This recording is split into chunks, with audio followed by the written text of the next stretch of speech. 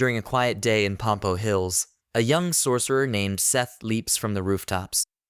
After admiring the splendor of the city, Seth goes to visit his young friend, Tommy, to perform some of his magical spells.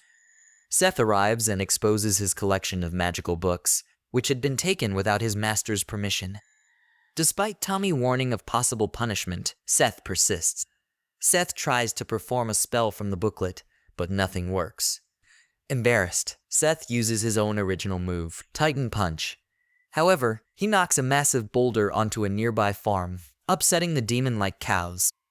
The cows begin a stampede, chasing the two boys into the city. Meanwhile, Alma has trouble buying supplies from a local store. They refuse to serve a sorcerer, but Alma threatens them into giving her supplies. In the next instant, she notices a commotion and her apprentice Seth escaping a stampede of cows. Alma uses her magical powers to stop the rampage by bringing the cows into line. She scolds Seth for causing trouble again and threatens to punish him. Alma is suddenly struck with a rock, and the villagers demand the sorcerer's leave. Tommy is also scolded for hanging around infected people. Alma and Seth fly away on her broom before the situation escalates. Confused, Seth asks why the villagers rejected Alma when all she tried to do was help. She explains that most people reject sorcerers no matter what. Seth is punished by being forced to clean Alma's floating house. Seth asks why people look down on amazing people like sorcerers. Alma explains that sorcerers are considered just as dangerous as the Nemesis and gets struck by a headache from her curse. Later that night, Seth reads more about the Nemeses and believes that he must defeat the Nemeses by becoming a powerful sorcerer. The next day, he practices more spells and utterly fails again. Seth says he'll prove everyone wrong by becoming a Nemesis hunter. As they discuss the mysterious Nemesis, an egg falls from the sky and crashes into the village. Alma is out hunting another Nemesis, so Seth decides he must fight it on his own. While Tommy warns the villagers, Seth arms himself with several of Alma's magical tools. Seth arrives shortly before the egg cracks, and the giant-like Nemesis hatches. He tries to defeat the monster with brute force using the magical items, but he's easily overpowered by the large beast. Tommy rushes to his friend's aid, but ends up putting himself in danger.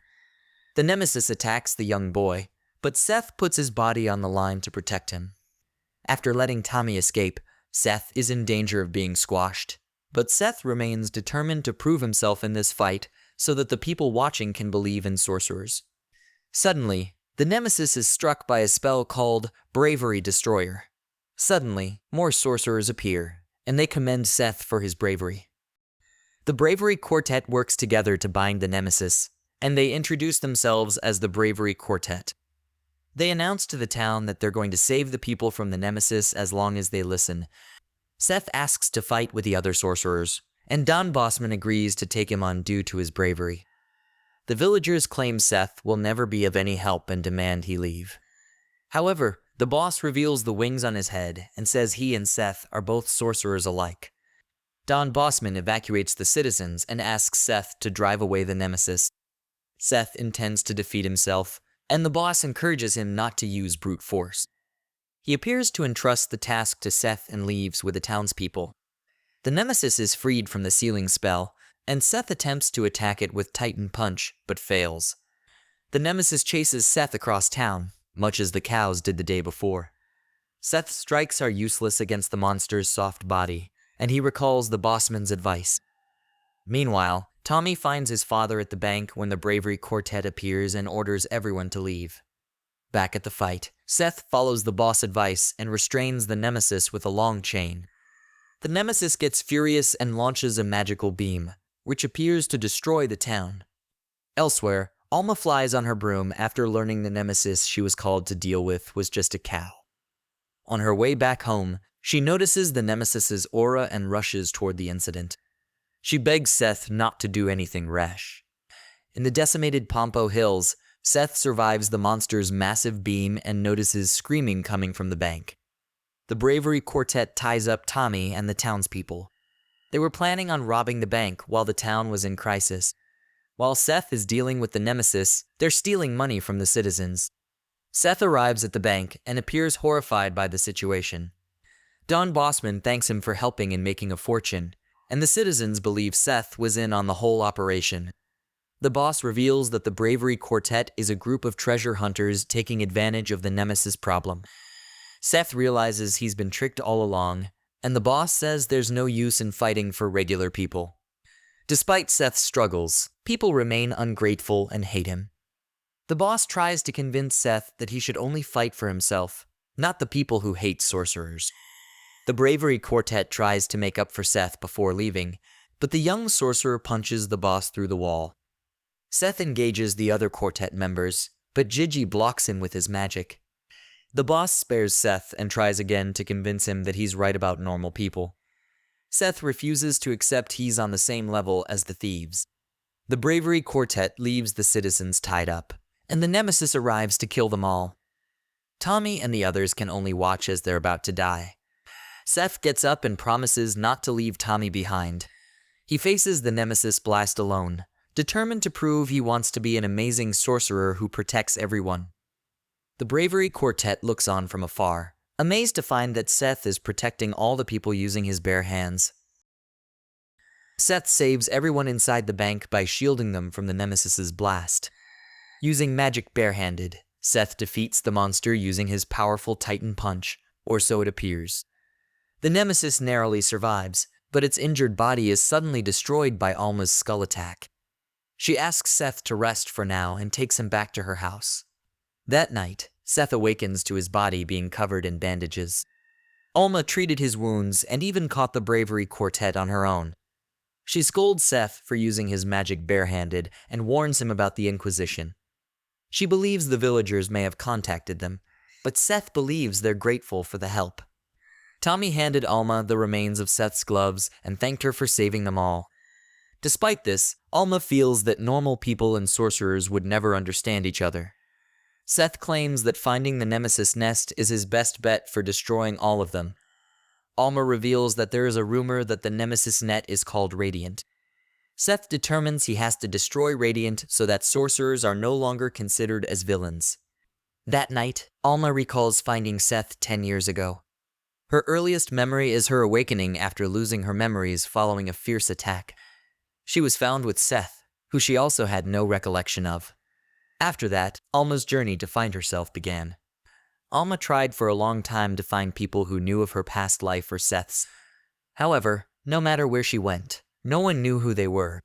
She was cursed with unusually powerful headaches, and she figured out that she had survived an attack with a Nemesis. She took Seth along because he was the only clue toward her past. Around the time Alma began making a name for herself as a Nemesis hunter. One day, Alma went far away to hunt Nemesis and left Seth alone. Seth was bullied for being infected and accidentally lashed out against other kids. As a result, the villagers tried to burn him, but luckily Alma came back in time and managed to scare away the angry villagers. Following this incident, Alma realized it was up to her to raise Seth as a proper sorcerer. Rather than searching for herself, she decided to find a place where she could protect Seth. Alma got her floating home and sailed across the sky where no one could bother them, even if people continuously ran them off.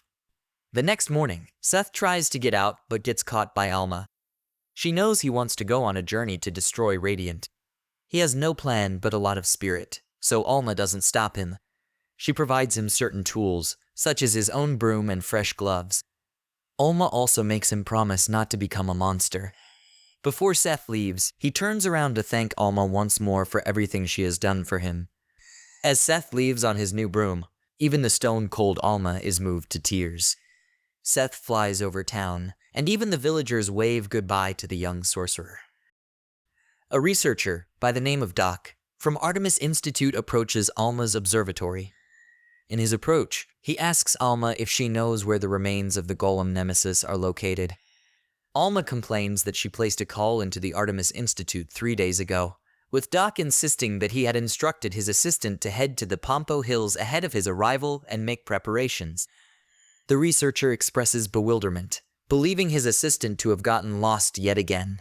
Meanwhile, an Inquisitor ship led by Captain Dragonoff is revealed to have captured a sorceress and is still on the search for more.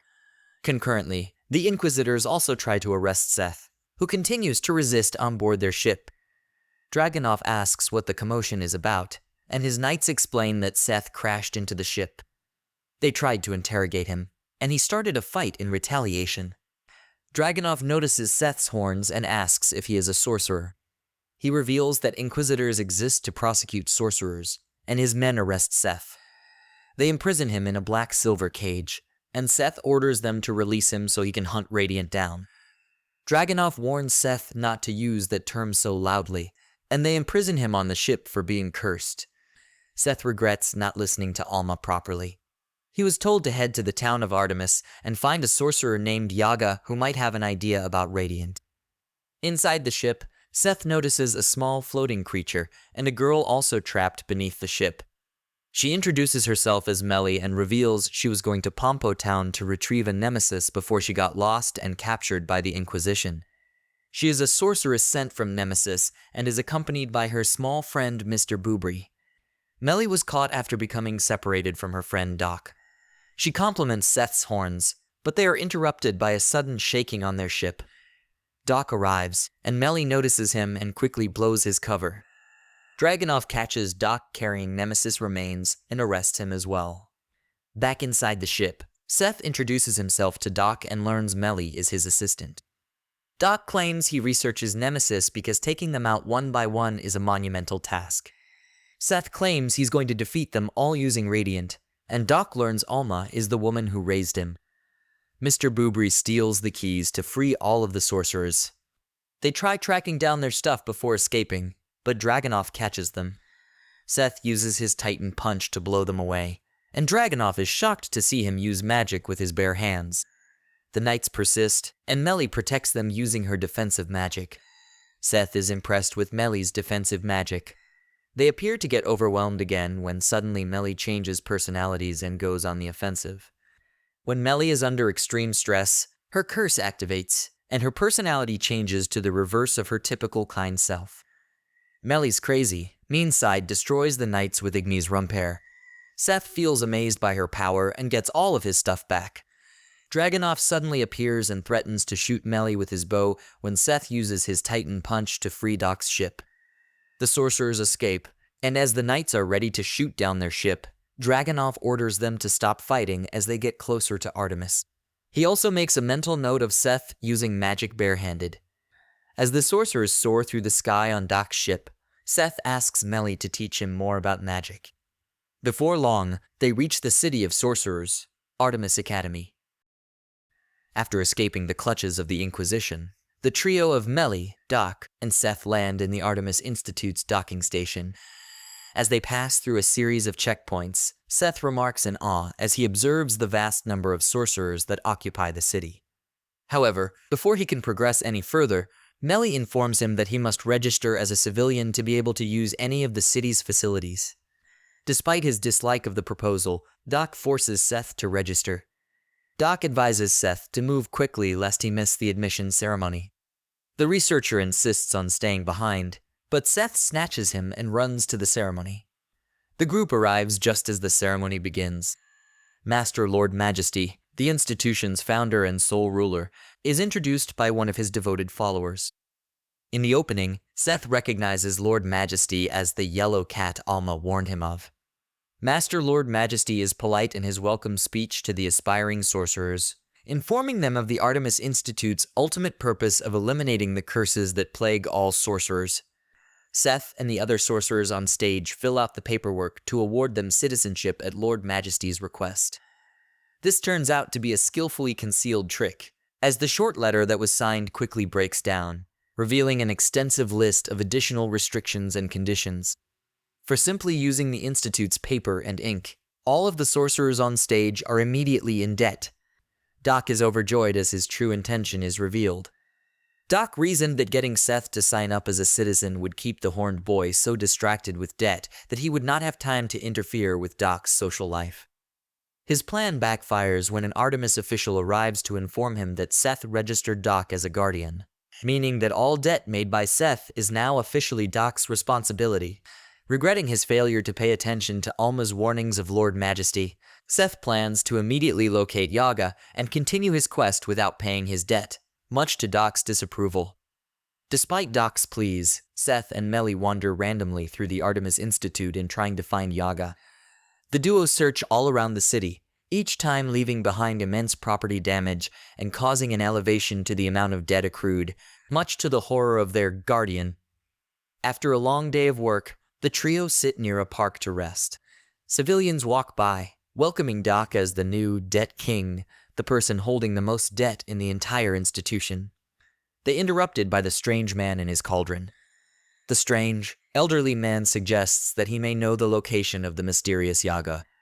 Suddenly, the Artemis Institute's alarm system sounds. The Inquisition is approaching the city, intent on capturing Seth, Melly, and Doc for their escape the previous day. A swarm of numerous sorcerers surrounds the city, barricading and preventing the Inquisition from moving ahead. In the following minute, an Inquisitor soldier runs to the deck, alerting the vice captain of strict orders to retreat. Captain Dragunov adds that this is the result of Artemis using its resources well. Dragunov reveals that the Institute wields both political and military power, as it houses members of the 13 Sorcerer Coven. He warns that even one member is powerful enough to defeat 1,000 Inquisitor soldiers. Once the Inquisitors are pushed back, the elderly man goes back to explaining, using the encounter as one of many examples of the Artemis Institute's means of protecting sorcerers. He goes on to ask Seth what the teen boy plans to do once he meets Yaga. Seth explains his ambition to get strong enough to locate and destroy Radiant, to which the elderly man rejects it as a pipe dream. The horned sorcerer remains adamant in pursuing his goal, despite the odds. Impressed, the man in the cauldron states that Seth was able to pass the first test. Confused, Seth questions if this man will finally take him to meet Yaga, to which the elderly sorcerer finally makes it clear he is Yaga. Later on in the day, Dragunov is revealed to have met with the Inquisitor General to explain his findings. The captain informs the general that he had encountered a sorcerer with horns who could use magic barehanded. Alarmed, the general informs Dragunov to keep this entire matter confidential and to keep tabs on Seth and his friends. As Dragunov leaves, another hooded figure arrives, and the two make it clear Seth is too dangerous to be left free and must be captured. Melly wakes up early and shows her optimism for the day to her cardboard dolls. Her peaceful morning routine is abruptly broken when Seth's screaming can be heard from afar. The sorcerer clumsily crashes through her window. Seth declares that he needs Melly's aid learning how to utilize magic. He goes on to say that in order to be worthy of Yaga's instruction, the senior sorcerer requires him to successfully conjure up a basic offensive magic, such as the meteor drops technique. While she would love to help, Melly can only use offensive magic during one of her fits, as it is her second persona's area of expertise. Melly gently admits that in her regular form, she can only utilize defensive magic. But she has someone else in mind who may be able to help with his goal. In a short period of time, the duo locates the perfect candidate, Doc. Doc is at the Kettle Coffee, a cafe owned by his sweetheart, Miss Melba, when they arrive. As Seth and Melba become acquainted with one another, Doc is busy fantasizing about Miss Melba, although the fantasization is abruptly interrupted by an angry Mr. Melba Papa, who smashes a platter on Doc's face. As a token of apology and gesture of friendship for Papa Melba's continued harassment, Melba treats the trio of sorcerers to a free meal. Seth goes on to explain his desire to find Radiant and his need to learn offensive magic in order to pursue that goal. To that end, the teen explains that as per Melly's suggestion, Doc may be able to help. Initially, Doc is dismissive of the idea, believing Radiant to be a mere fairy tale and not having a single interest in helping Seth with anything. Miss Melba interrupts, stating her admiration in Doc's presumed willingness to help in the effort. She showers him with praise, changing Doc's tune and prompting him to immediately begin tutoring Seth with the effort of impressing the woman further. In celebration, Miss Melba brews up a few cups of her special tea. After drinking a few disgusting cups, Doc uses the excuse of having to help Seth train to flee the scene and avoid drinking any further.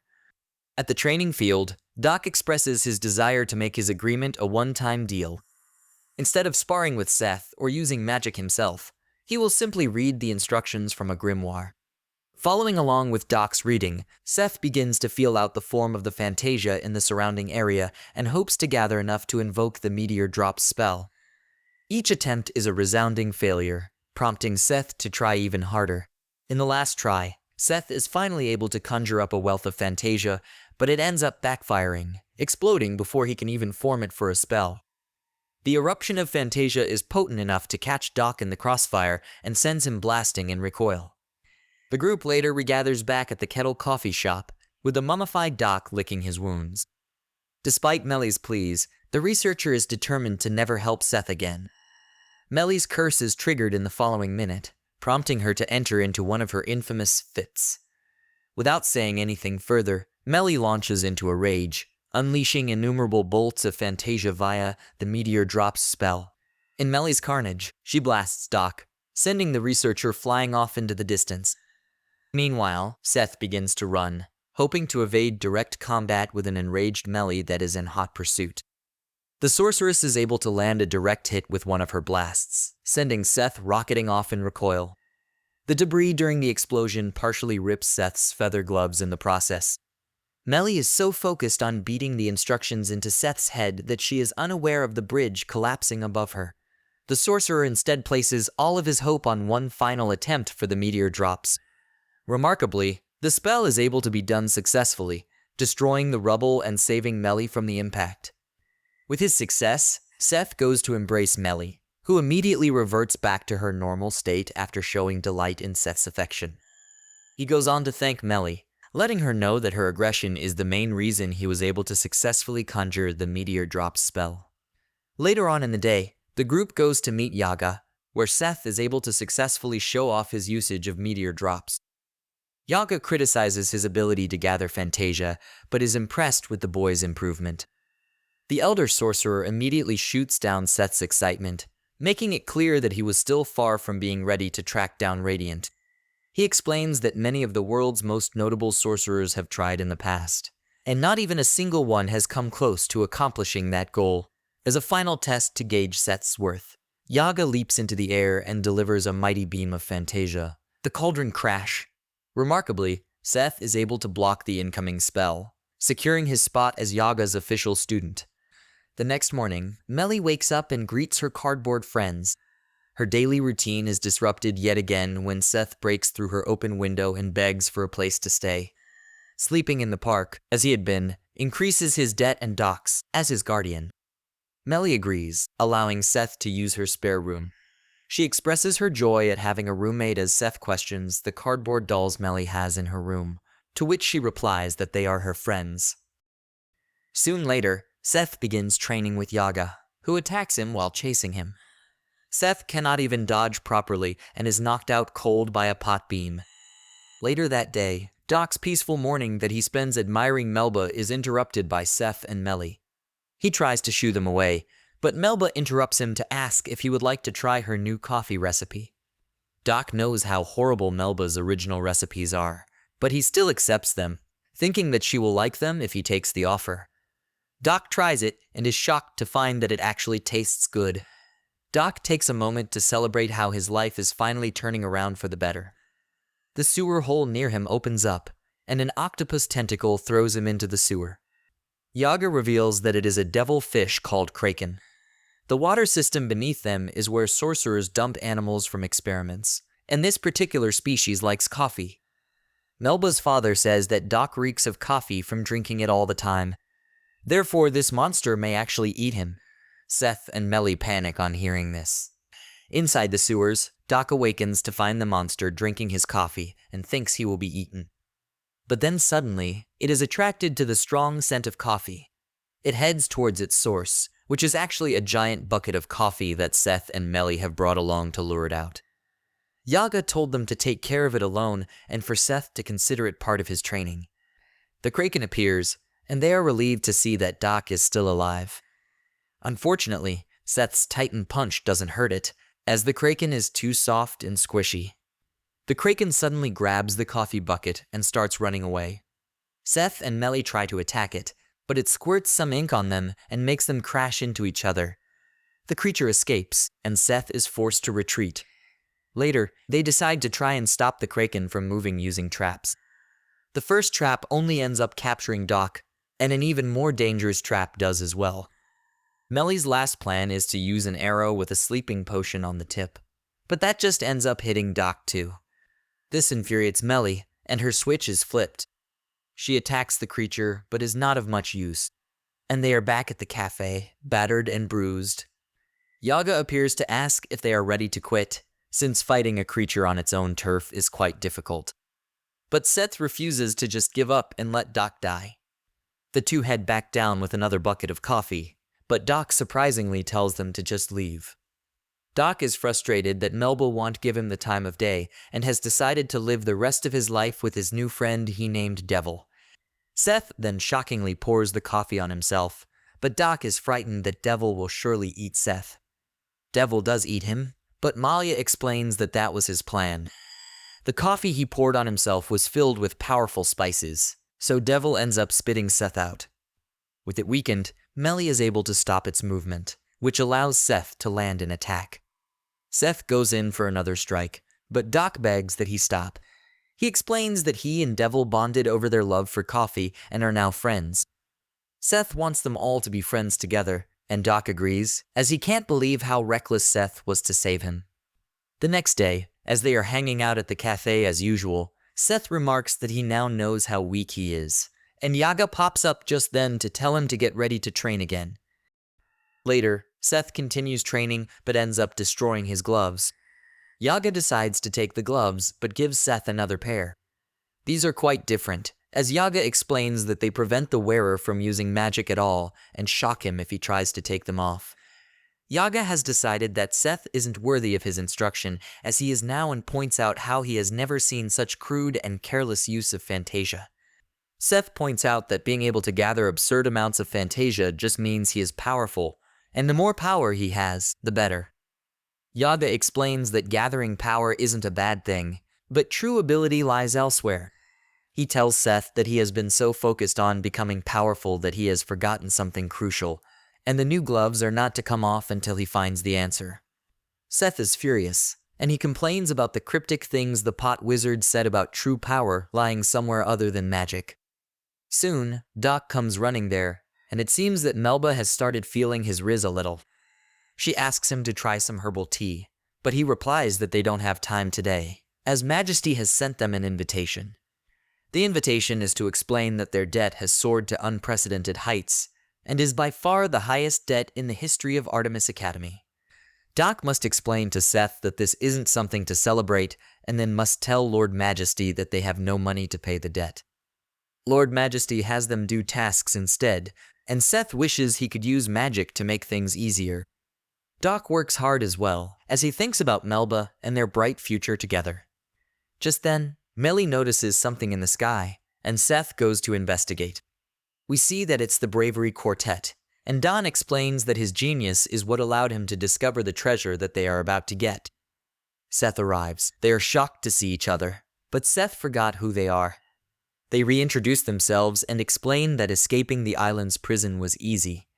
Melly comes there running, and she gets embarrassed on seeing them in just underwear. Seth tells her that they are a bunch of thieves who are here to raid the Academy's storehouses. Melly attacks them with a meteor drop and tells the surprised Seth that she has been practicing so that she doesn't have to rely on her other personality that often.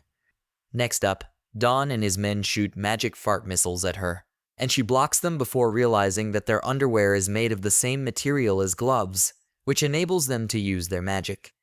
Don affirms as he shoots. The fart bombs again and Melly counterattack. It is useless, as their shield user can block all their attacks, and Don laughs as he realizes that Seth can even use magic right now because of the black-silver gloves. He offers to take those gloves off of him if he pretends that he didn't see anything here. But Seth refuses to make a deal with him. Don says that's a shame because he holds Seth in high regard now. He's impressed by his bravery and the powerful punch that can defeat a monster in one hit, and that is why he pities that his power has been sealed off. Don says that power is everything in the world, and the strong deserve everything. Seth yells at him and claims that while power is important, he will never use it the way they do. He claims that he will defeat them without magic, and Don decides to finish him off with a combo attack from the Brave Quartet. Their fart magic hits its mark, but luckily, Crazy Millie is out to deal with it. Jiggy stops part of her attack with a troublesome shield, but Seth tells her to attack again. Seth then surprisingly uses her attack to go airborne and lands a kick on Dawn. Gigi is taken out as well, but Dawn wakes up to capture Melly. Boobry desperately attacks Dawn, forcing him to fall, and Seth instantly springs into action, but Melly cries for him to stop as he isn't able to fly a broom without magic. Seth thinks about how taking off the gloves will get him expelled, but decides that that isn't important now. Seth fights the electrical shock and manages to get the gloves off just in time to save Dawn. Afterwards, Seth apologizes to Yaga for breaking his rules and decides that he will just have to find another way to get to Radiant. Yaga stops him and explains that he hasn't expelled him. Yaga decides to give Seth another chance and explains that it's clear Seth managed to find the answer. Yaga gives him his old gloves, but has made them fingerless. He explains that Seth has never actually gathered Fantasia with gloves on. All he had been doing was forcing the Fantasia surrounding his arms into his gloves, which just ended up dispersing most of it. He explains that most sorcerers can't use magic without gloves, which means anyone who can do it barehanded is considered a heretic. These were the gloves given to him by Alma, and it's clear that she did it on purpose to protect Seth. With his new gloves, Seth can now make use of the abilities he was born with. And Yaga warns that training is going to get much harsher from now on. Elsewhere, Lord Majesty is glad to see his plan to have Seth stop the criminals worked out perfectly, and we see that Doc was left behind to keep working. Sometime later, Seth stuffs his face after a difficult training session when Yaga reads something about the Inquisition. Seth thinks that they are all just evil bad guys, but Yaga explains that they are all individuals like themselves, and that the Holy Knights are also humans after all, and there are good and bad people among them. Outside the city, we see that Dragunov is fishing, as it's a good way to pass the time while they wait for the boy with horns to reappear. He is pretty laid back, so one of the soldiers wonders how he can be so unreliable. But another soldier tells the rookie that he will see how incredible Dragunov is one day. That night, the rookie is stunned to see Dragunov cook for everyone. He thought joining the Inquisition meant fighting dangerous sorcerers to maintain order in the world. But that's not what they are doing.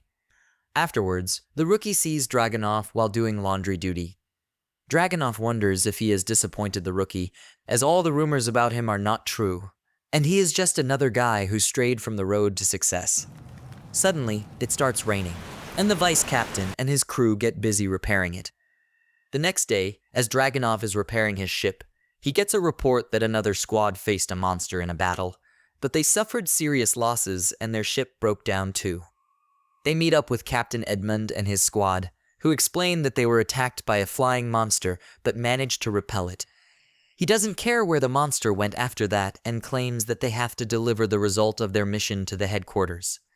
Captain Edmund shows them their cargo that they are proudly bringing back to headquarters and explains that they are all sorcerers that were harassing citizens.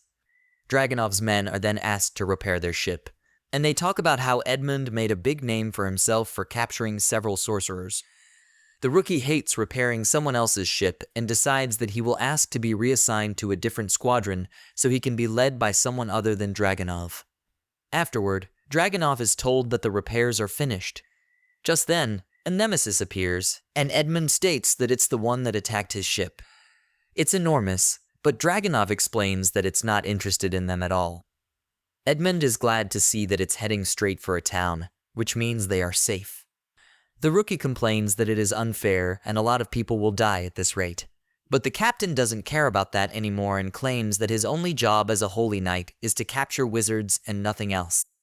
He even pulls rank on the rookie, but Dragunov steps in and says that holy knights only capture wizards because they have the potential to cause great destruction to normal people. And in this case, a monster is doing just that. He wants to fight against it, and as Edmund claims that they have no way to kill them, Dragunov's men get ready for battle. He addresses them, saying that facing a monster on their own without magic won't be easy, and they will be risking their lives. But despite that, everyone is ready to follow him into battle. That night, Edmund is told that Dragunov and his men haven't returned yet. He is happy to assume that they were all killed since Dragunov made a fool of him. But shocked to hear that Dragunov has returned, Dragunov explains that they merely rendered the Nemesis flightless and sank it in the sea. Edmund plans to report the victory to headquarters, but is shocked when Dragunov raises his bow to him. Dragunov reveals that he has learned Edmund's secret, and his troops confirm it. He explains that the people Edmund captured don't need to be caged, since not a single one of them is a sorcerer, and Edmund has been falsely claiming that all the people he captures are sorcerers. Edmund tries to make a deal with him, but Dragunov refuses, as he is just another being that harms and threatens the lives of powerless people. That night, Dragunov feeds his men again, but he is glad to see that the rookie is eating this time. However, he can't stop thinking about how the gigantic Nemesis seemed to have already been heavily injured by a huge sword. Nearby, we see a menacing-looking man. He was responsible for hurting the Nemesis, and he decides to head to the most populated town nearby, called Rumbletown. Back in the Artemis City, Seth and Melly attend a festival thrown by Master Lord Majesty. Doc explains that Majesty is doing it for financial gain, but also to build relationships with other countries so that the Inquisition can't mess with their town. Doc explains that if Seth plans on spending money even when they are in debt, then he should at least try to win the upcoming broom race. As Seth reaches to register for the race, he finds that it costs a lot to just register for it. Just then, a guy named Nick arrives, and his groupies explain that Nick has won the last 2 broom races. He is a highly renowned citizen, but upsets Seth when he brings up Alma. Nick has only heard stories of how Alma refused to work with Artemis, and assumes she just ran away because she was weak. Seth angrily states that Alma is the strongest sorcerer ever, so Nick tells him to prove it as her apprentice by beating him in the broom race. Soon, the race starts, and Seth finds out what real sports brooms look like. Nick has the latest and most expensive model of racing broom, and he teases Seth that he has no chance to win. Melly has also joined the race to support Seth, and she wants them to win together. Doc watches as he is furious for having to pay their entry fees. He tells them that they were given a 1 in 10,000 chance of winning, and his money is on them, so they better win even if it kills them. The race begins, and Seth wants to immediately make a push to pass the leader. Seth speeds ahead along with Melly. Everyone is surprised to see him going so fast, even with an old broom. He almost catches up with Nick, but then suddenly, a giant robot appears next to them. Majesty is operating the robot himself because he doesn't want to let anyone win and take the prize money home. He creates a disturbance and sends some of the racers flying away. He continues his onslaught, attacks the racers continuously, and keeps special attention on Seth. Seth manages to get away, but Majesty's attack continues, so Melly is forced to use a shield. It won't last much longer, so Seth attempts an attack on the robot, but Majesty surprises him with an attack of his own. Doc assumes it's all over, but Yaga reminds him that he was the one that trained Seth, and we see that Seth has learned to use defensive magic. Seth uses his Titan Punch to attack the robot, forcing Majesty to run for his life, but the explosion forces Seth to have to rescue Melly. She tells him to leave her behind, but Seth refuses as he wants them to cross the finish line together. Everyone is then amazed as Seth quickly catches up to Nick, but refuses to lose and pushes past his teammates, knocking them off their brooms. Nick crosses the finish line and is announced the winner, but Seth is nowhere to be found. The crowd then erupts with cheers, but it's because they see that Seth gave up first place in order to rescue Nick's fallen teammates. Later, Doc laments how Seth lost, since the entry fee puts him in more debt.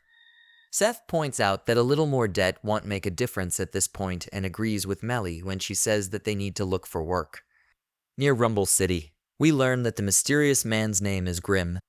He states that he is there to do an urgent job, and there will be several casualties. The next day, Doc is at Melba's cafe, thinking that with a debt on his head, he might never be able to marry the woman of his dreams. He looks through the list of quests on his desk and rejects all of them for one reason or another. As he throws them into the air, calling all of them useless, one page falls on his face, and he finds that it pays a good amount for hunting a monster. Doc is about to reject it because it is too dangerous, but Seth and Millie pop up right next to him and read the quest page. He tries to hide it, but Mr. Boobry retrieves it. The letter explains that even though several members of their community are missing, the Inquisition, which governs their town, refuses to believe them about the Nemesis. Seth excitedly wants to do it, but Doc refuses to go with them and even pretends to be feeling sick. However, Melba hears about it and is amazed by Doc's bravery since she didn't know he was an adventurer. She commends him for sacrificing his own safety to help others, and Doc says that he considers himself the most kind-hearted adventurer in Artemis Academy. They prepare to leave, and Doc calls himself an idiot for agreeing to go. Yaga arrives to see Seth off and tells him that the world outside is unforgiving. He needs to make certain he knows what he must fight and what he must protect. They set out on their journey soon, but Dragunov spots them and contacts the general of the Holy Knights. Meanwhile, Seth is having fun riding towards the sunset, but Doc tells him to get back on the ship as they are about to enter the town. He claims that the town is under the control of the Holy Knights, so they won't welcome the wizards there, and asks Seth to keep his horns hidden. Seth obeys and then asks about the town, and Melly replies that it is a remnant of the industrial age and everything there is louder than crying babies on a flight. She tells him that since the town itself makes constant noise, it is called Rumble Town. They find a quiet spot in the back alleys of the town and park their ship. Doc tells them to be quiet because Rumble Town is heavily populated and people can report them to the Holy Knights, but they find that there is no one nearby. They search for their client's address, but it is difficult to even know where they are in the maze-like town. Doc falls to his knees because of all the smoke, and as the group decides to take a rest, Millie finds that Mr. Bubbly is missing, so she and Seth leave to search for him, and they find him in a dark alley. He is angry at his human for leaving him behind and gives her a few good slaps. They prepare to head back to get Doc, but are shocked by the passing Nemesis and chase after it. The Nemesis is about to get away, so Seth asks Melly to set a trap, but they are shocked when the Nemesis comes from behind them. Seth wonders if it's able to teleport, but they realize that there are actually two identical Nemesis. The Nemesis attacks, and there's no time to set a trap, so Seth decides to attack. He thinks about how Yaga told him to gather as much Fantasia as he can and bind it to what he envisions to be the greatest power he knows. Seth envisions Alma and releases a powerful skull attack.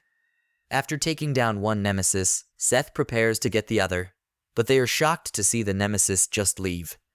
Seth goes after them while sending Melly up high to prepare a trap, but Seth can't believe it when he sees several more identical Nemeses. Seth is prepared to capture them all, but he is stopped by the mysterious man who introduces himself as Grim. He explains that he is pursuing the Nemesis, as it might be the key to finding someone he has been searching for years. Grim wants to know why Seth is after the Nemesis, but Seth refuses to answer. Grim summons his weapon to threaten Seth, but Seth still refuses to answer and tries to fight him. Grim easily stops Seth's attacks, but compliments him on his excellent Fantasia.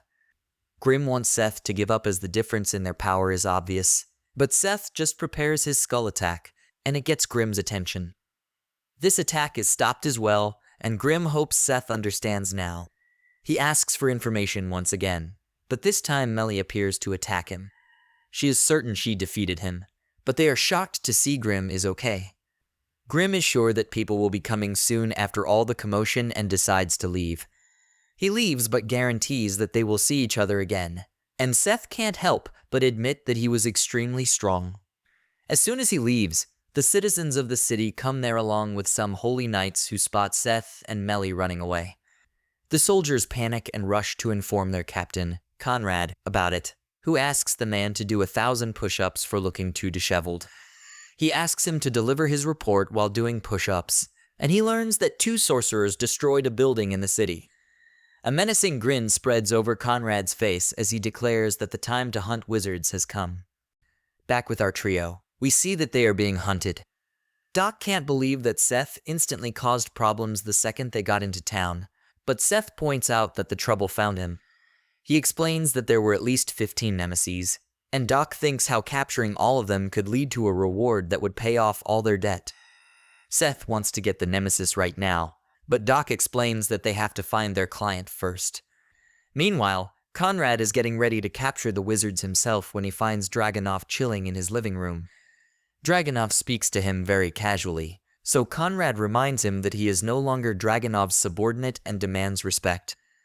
Dragunov just tells him that he is there looking for sorcerers, and Conrad determines that it must be the same sorcerers that destroyed a building the night before. Dragunov tells him to just leave the sorcerers to him, but Conrad refuses since it's his town, so Dragunov explains that the orders came from way up the ranks. Conrad still has an issue with it, but instantly shuts up when he hears that the orders came from General Torque. Conrad wants to know what's going on, but becomes furious when Dragunov tells him it's confidential information. On the other hand, Seth and his friends reach out to the person who sent them the request. He initially refuses to know anything about it, but Crazy Melly threatens him to let them in. Once they are in the house, the man's wife tells their guests that her eldest son, Taj, saw a monster and came into contact with it. Seth and his friends think that the boy is already dead, but he comes out of his room to reveal that he is still alive. Doc says that he is really lucky to have survived coming into contact with a monster. But then the boy starts sneezing purple snot, which is the curse he got. Doc talks with the boy's parents, who claim that the Holy Knights do not believe them that a monster is on the loose in the city just because they are immigrants. The man fears that if the Holy Knights learn about his son being infected, they will take him away. And that is why he wants Doc and others to go back. Steph cannot tolerate this and declares that he will take care of all the monsters, and Taj offers to show him where to find them. On the way, Taj explains that the Nemesis he saw was huge, and Melly determines that it was the Source Nemesis. The Source Nemesis is the one that infects others with its touch, and the ones they saw must have been Echo Nemeses that split off from the Source Nemesis.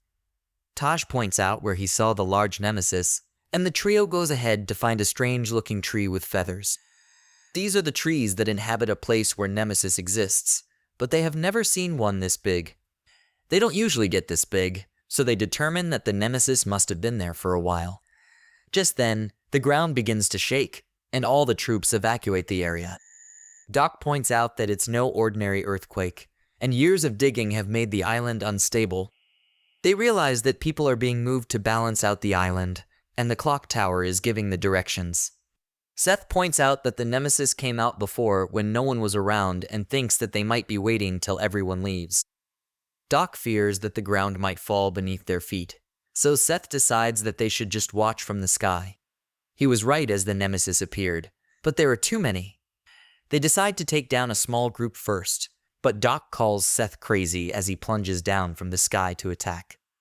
Seth gets the job done as he is certain that the Nemesis won't move, but he is soon attacked. His friends check on him, but Seth reminds them that they are in a fight. Seth holds one of the Nemeses so Melly can attack, and he notices something. Melly casts her magic, trapping the rats in a gravity cage. Everyone is happy and starts dreaming about what they will do with the money from capturing the monsters, but Melly says they still have to seal them inside special scrolls. As Seth and Doc cheer her on, more monsters keep dropping from above into the gravity prison. They think they are going to finally clear their debt now. But then suddenly, Grim comes from the sky, and he kills the monsters using poison, shattering their dreams. He has now learned that Seth planned to capture the monsters alive, and he asks him if he was doing it on the orders of a certain woman. Seth tells him to stop spouting nonsense and prepares to attack him, but Grim flees, citing that he has no interest in him. Doc tells Millie to bind him with her chain, and she does so. But her chain only touches him and then returns. She claims that he has been marked now, and they will get notified whenever he is near them the next time. Nearby, Grim carries a couple of soldiers and puts them in a coffin as he asks the undead to take care of them. Elsewhere, we see that the Echo Nemesis are being controlled and the person controlling them. At night, Doc wonders if Grim is behind the disappearance of immigrants too. When Seth asks him about the marks on Nemesis, he explains when it glows. It means they are being controlled by sorcerers called Domitors. Meanwhile, Dragunov hears rumors of the immigrants being blamed for everything. He knows this is Conrad's doing and that his target is the immigrants. He will not interfere but warns if he is getting Nemesis to get away while being so preoccupied with his goal to protect citizens. Apparently immigrants don't fall under the category of citizens. He shows him a letter that Torque and his thaumaturges will be coming here since that sorcerer kid they are targeting is believed to be here. Looks like Conrad is definitely hiding something. He knows he can't hide it any longer and will proceed to the final phase of his plan by using the sorcerers to create chaos. On the other hand, Doc is getting ready to leave for Artemis, and Seth asks him if he is just going to abandon all the people here. Doc says he is done living in danger, and as Seth declares that he will stay behind and take care of the monsters, he tells him to do as he pleases. Later, Seth and Melly visit Taj's house, but it is destroyed. A passerby says the Inquisitions have taken them away as immigrants and sorcerers are being accused of plotting terrorism. Meanwhile, Conrad then rallies his people to cooperate with him to witch hunt immigrants to protect their town or risk repeating that tragedy from 15 years ago. Doc hides from the townsfolk and stumbles upon an abandoned home that serves as a nest for Nemeses. An Inquisition catches him now that he has seen the secret. Meanwhile, Taj has been captured, and the angry townsfolk are about to burn him at the stake, but luckily Seth comes to their rescue. The people retreat as they are scared, claiming they are only following orders from Conrad. Seth asks Taj about his parents and learns that his family was arrested by the Inquisition for sheltering an infected person. Seth vows to take Conrad and his men down. Suddenly, the people find them and rush towards them. Seth asks Millie to help them escape, but she has switched to her crazy side and declares that if the people are trying to kill them, they should fight back. Seth tries to convince her that they just need to deal with Conrad, but since she doesn't listen, he just carries her and starts running. Suddenly a cannonball comes flying towards them. Conrad has assembled his artillery unit and arrived in person to deal with the wizards as the final part of his plan. He tells them to surrender peacefully, or he will launch an all-out attack despite the civilians being present at the scene. Seth is enraged and attacks the Holy Knights, but their shields block his attacks. As the swordsmen leap at him, Crazy Millie comes and saves his life. Conrad joins the battle himself, wielding a giant lance, and attacks Seth with it. Millie tries to back him up, but Dragunov arrives at the scene and shoots her wand out of her hands. Seth wants to fight back, but Conrad points out that they have captured Doc and tells him not to do anything reckless. He then commands Millie to be thrown in prison as well and smashes Seth to the ground.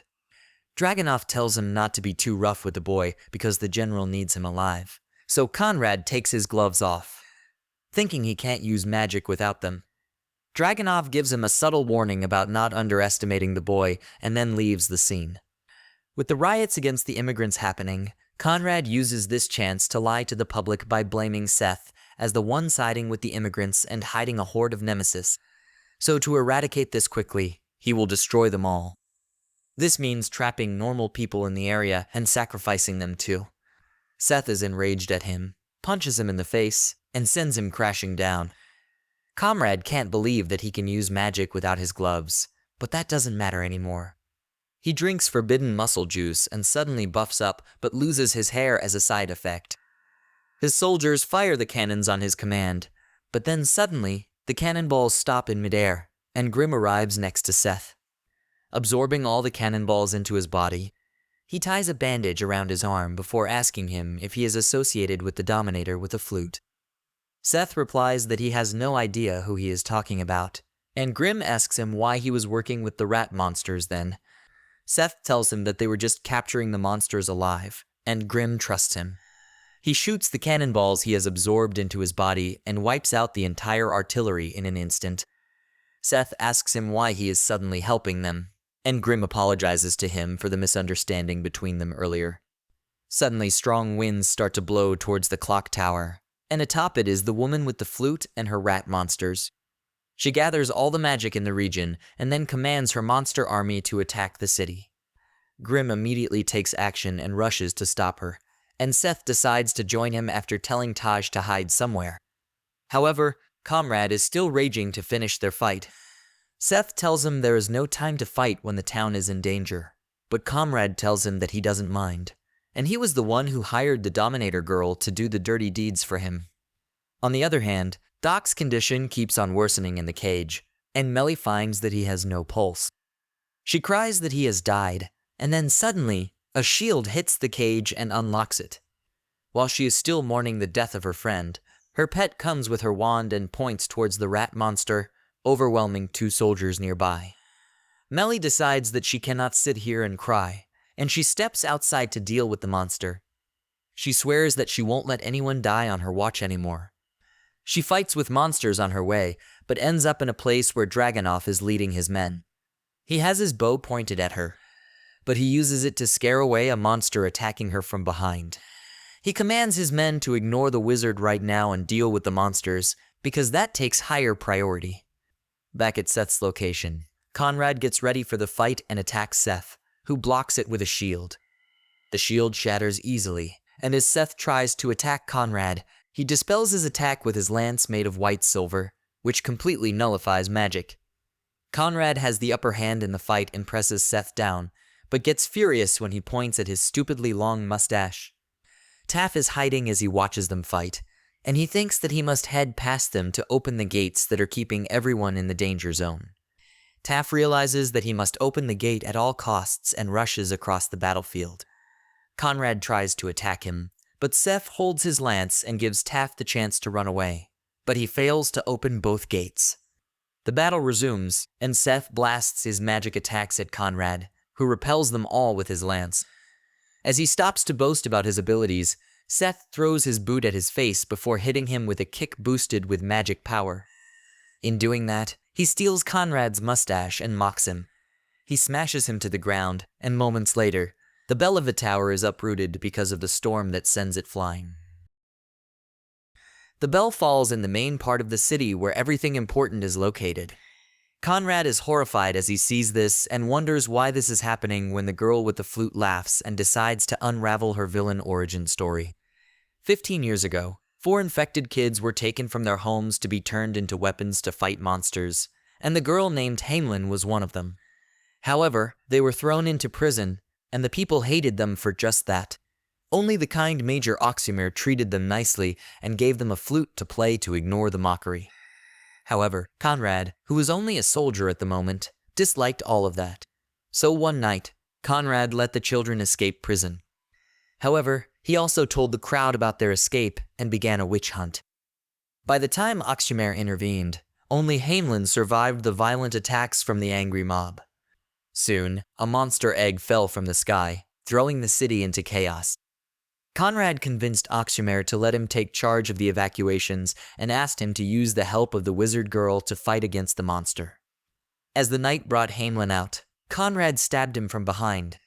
He was about to kill the girl too, but Oxymir pinned him to the wall with his dying breath, giving Hamelin a chance to escape. She ran as fast as she could but tripped and fell down while crying. Suddenly, she saw her flute and decided to play it because there was nothing better she could do. It was at that moment that her powers activated, and her magic brought all the Nemeses to her. At the same time the Inquisitions cannoned towards them, the monsters took her to safety. However, a part of the town that housed the immigrants collapsed because of the reckless attack, and that was when her heart froze over. Conrad continued to blame immigrants for this, and he himself admits all that with the excuse of protecting this town. Hamelin accuses him of accepting her offer when she said she would help rid of all immigrants. Though Conrad denies this, but Conrad continues to admit he is willing to sacrifice more people to keep the town safe. Naturally, the townspeople turn against him and think Hamelin will be their savior. However, she tells them that they couldn't be more wrong because she's going to kill them all for their sins, too. She attacks the chains that keep the town together, and the people complain that they have nothing to do with her revenge. The girl lashes out at them, calling them equally guilty of trying to kill innocent people, and declares them her enemy. Just as she is about to deal a finishing blow, Grim arrives at the scene and dispels her magic, stating that he needs to ask her some questions. Conrad takes this chance and orders his soldiers to bombard the slum with the remaining explosives they have, and they obey. Seth is furious after hearing the truth, and he calls Conrad the weakest man in Rumble Town, who can't achieve a single thing without deceiving people. This hits a nerve with the bald man, and he charges towards Seth, who slaps away his lance with just one hand. Conrad is shocked and attacks him again. But Seth hasn't taken any damage, and he uses magic power to launch himself into the battle again. His punch pushes Conrad back, and he lands a powerful blow to his stomach and then one to his face. Conrad attacks Seth with full power, but he concentrates magic in his fists to block the lance.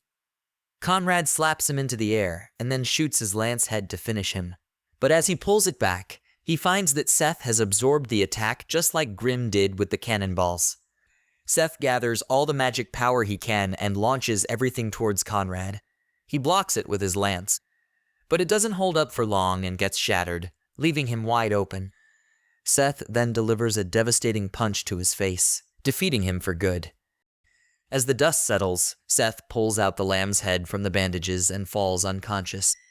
His attack destroyed the wall, too, and the citizens ran back to their homes while Taj was reunited with his family. Seth gets up and starts to leave, but Dragunov appears behind him and tells him that he is under arrest. The chains holding the town up start breaking, and Seth shouts that it is not the time to arrest him when the people are in danger. Dragunov asks him to deal with a monster-controlling wizard, telling him that he will get arrested immediately after that. Grim is already fighting with her, and despite being more powerful and skilled than her, he can't get the upper hand in the battle.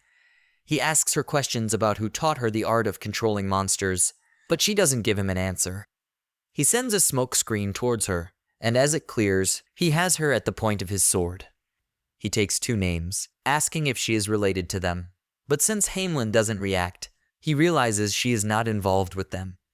Grim says that he will just kill the monsters and leave in that case, but she is angry on hearing this and attacks him with a hidden blade.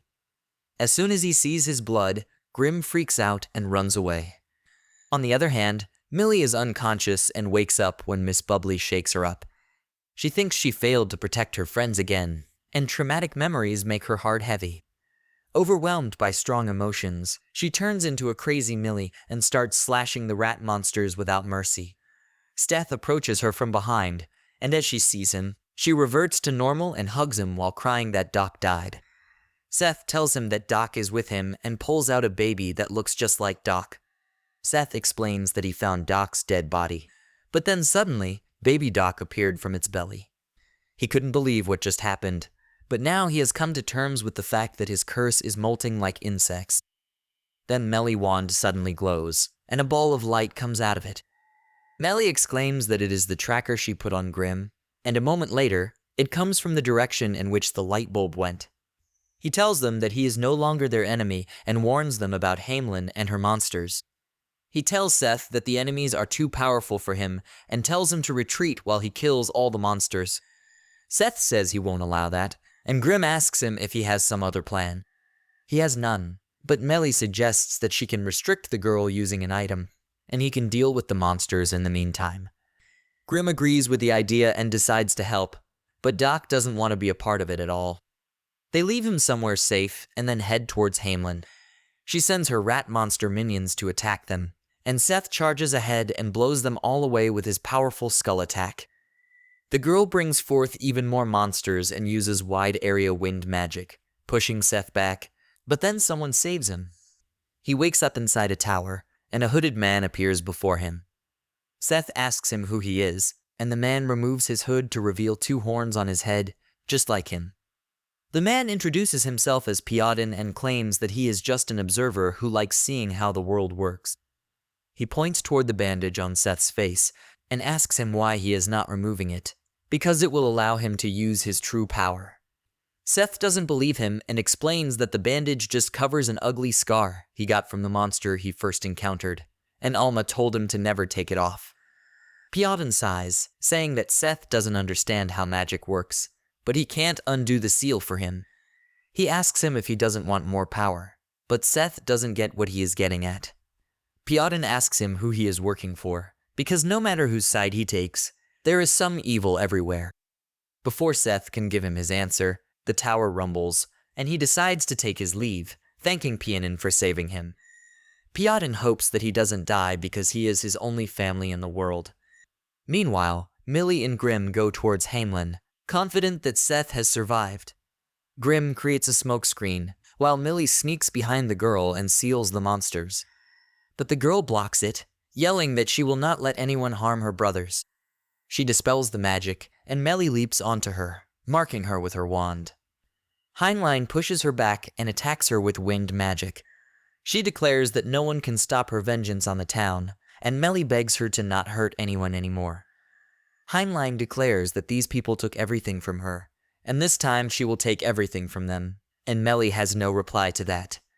Grimm appears behind her, and the girl decides to attack him, but all of her magic leaves her body and gets collected in the giant lantern Melia is carrying. She marked her earlier to steal her magic power, making her unable to use magic and control her monsters. Grimm says that Seth has asked him not to kill the Dominator, but he does not have the ability to kill anyone in the first place. He takes out a giant scroll from his pocket, pulls out a giant sword, and swings it at the demons, slashing through them with ease. However, Hamlin absorbs all the monsters into her scroll, telling Grimm not to underestimate her bond with her brothers.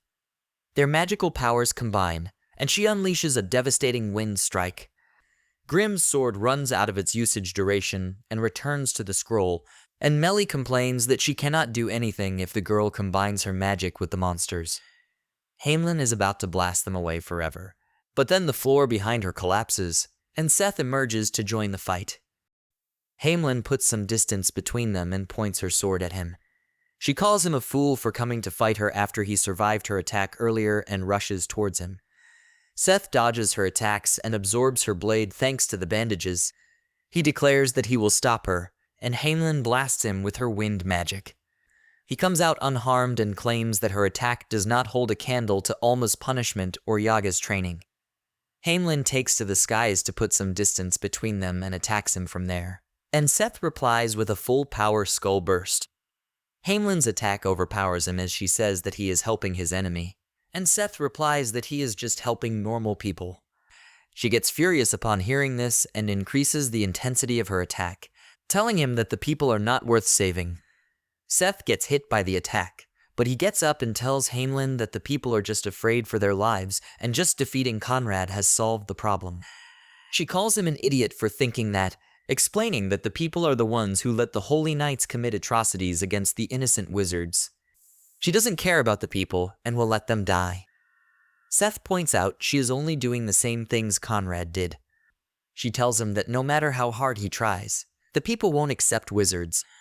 They will treat them as infected outcasts and fear and loathe them.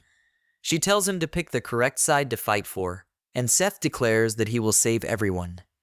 She attacks him with all of her power, saying that if he wants to protect people like them, he is nothing like her. Seth gets pressed to the ground because of her attack, but he presses back, screaming that she is wrong and they are the same. As the city faces the impact of their battle, Grimm uses his magic to find that the fight is already over and Seth and Hamlin are on the same page. She comes down to talk to him within the cyclone, and he tells her that she is right and that he cannot forgive the people for what they have done to him. He claims that he wanted to destroy everything many times too, and she asks him what about now. Seth tells her that he could easily have harmed the people hurting him, but Alma had forbidden it, so he did not. He tells Hamlin that he understands her pain, and he knows she is right in her place for wanting revenge. She is moved and takes support from his shoulder, but then Seth tells her that he won't let her become the monster people think wizards are. He throws away the scroll holding all her tamed monsters and then grabs her sword and pins her to the ground. He doesn't attack her, but as the storm disperses, Hamlin can only cry that she was fooled. She calls Seth a dog of the Holy Knights, who will now bring her to his masters and see her executed. Rather than turn her in, Seth tells her that he knows what he's fighting for. He declares her goal to destroy Radiant and asks Hamlin to join him. Suddenly, the ground starts shaking again, and the clouds part as a giant human projection made of golden light descends. Everyone's astonished to see the sight, and moments later, they recognize a Holy Mike battleship coming down from the clouds, and they exclaim that they are safe now. Dragunov realizes that a paladin is using divine powers to create a miracle, and he thinks that it is not a good idea. The paladin then asks the wizards to surrender and hand over the horned wizard to them. He starts listing Seth's crimes, and there are a lot of them. Seth doesn't even know what he is talking about, but somehow he gets a vague feeling that he knows the names he is taking. Seth tries to convince the paladin that he has the wrong guy when suddenly Hamlin then takes Seth hostage in hopes of negotiating. However, the paladin rejects her demands. She suddenly attacked him by reaching for the giant scroll. Her powerful wind attack only deals light damage to the paladin's hand. Seth is still processing what happened when Hamlin gives her scroll to him. She asks him to take good care of her brothers inside it and pleads not to treat them as monsters. She engages the paladin's projection in a battle, and Grim and Melly take Seth away despite his constant screaming. Hamlin wants Seth to be safe and keep chasing his dream because she believes in him. She manages to block the first punch from the paladin, but before anything else can happen, the general, Holy Knight, stabs her from behind. As she dies, Hamlin asks Seth to change the world, and he can only scream.